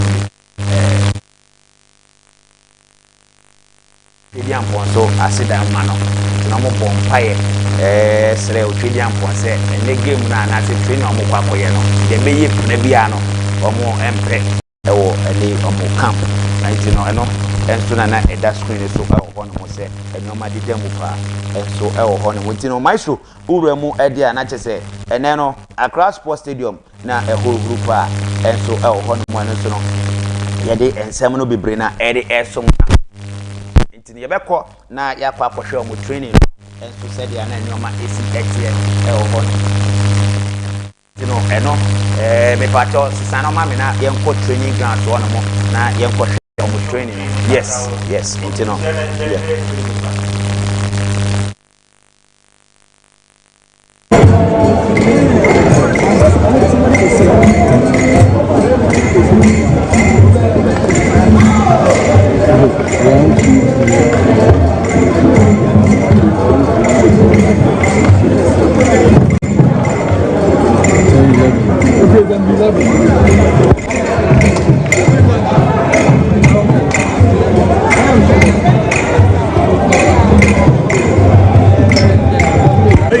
do agenda. I had to do this.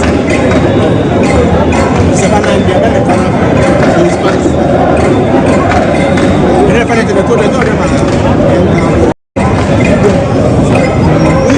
last time, the fans came to say a one more group. Now, when you say Ghana National Supporters Union, Eco support you and let Jama almost see na imo depa enso a ho no tino say Ghana National Supporters Union omo jama omo kokko de kota boys na chi no aye krado a onfanto so mai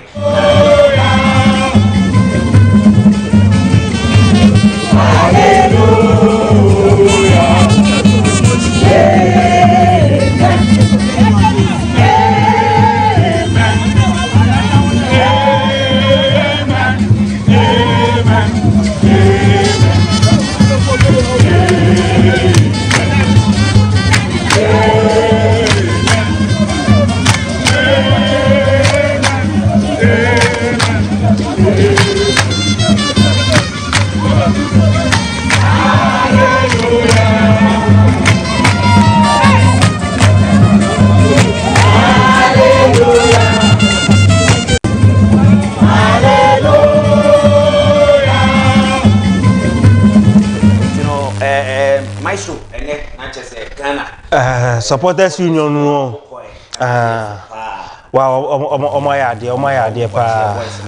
de tuga menya ntia say bi muso akodru chat yeah ntia ye pa say Anthony Joko oko ye be friend no the report aba oh Anthony be mai mate Andra koroko onim say 90 years anniversary na koso na minim say eno na ebo akodoko ema champion of champions no omutimi TDC omuna so dia enra wura mu edia na chese dance park de bi ani ho no omutimi ko dini pa sa ene omabo ejuma ti na tugado nsa so weni musa na yakwanya sa dia enye yie because time na so pa oso we ni mu homa ni musa na we speed onda 25 gear area mai onti 830 na bo ba o se kotoko de no mai den ye kodoko me se dia enra na omo 90th anniversary no minim se eno na ebo omo ma omutimi ekokko share dia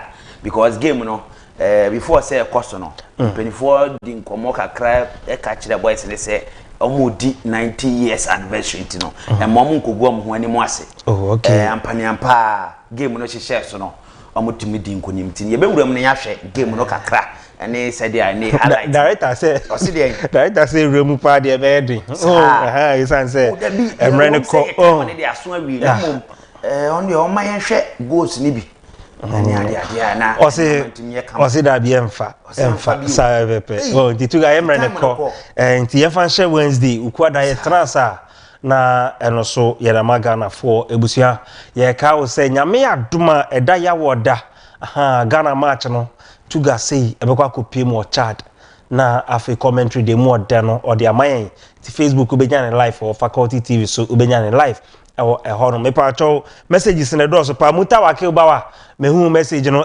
Facebook obi say more update ni nyina ye hu ni nyina ne mo emre no ekopa wa unya brehwe dwumede nyame onhiraw na onya wokese na ompegyaw onya okukure ne oti samere tuga enka krobia sante oti nka segabi oti nka kamera chino Abubakar Sadek yala ono ene chinchin fidie no de my MCR ho no olonka jinemu dendende Yusuf I1 de ekopie mo Facebook esa chinchin fidie no de my yenya wo pa nanama ebe kae ho ukọ amasamana obeyi ho no wagine din bruta ofiri Russia akopie mo South Africa ene opie mo Faculty TV de chitai no ebe ka ho pa ema ibusia na se bi ho no ma yemfama live global toothpaste and afi dentura kit yensa emfama Amen Scientific Herbal and Alternative Medical Hospital Salat eso yase ana dwumedie ne yade eso mo rakat mpeni4 omro honi no eno so eso yase ne busia medin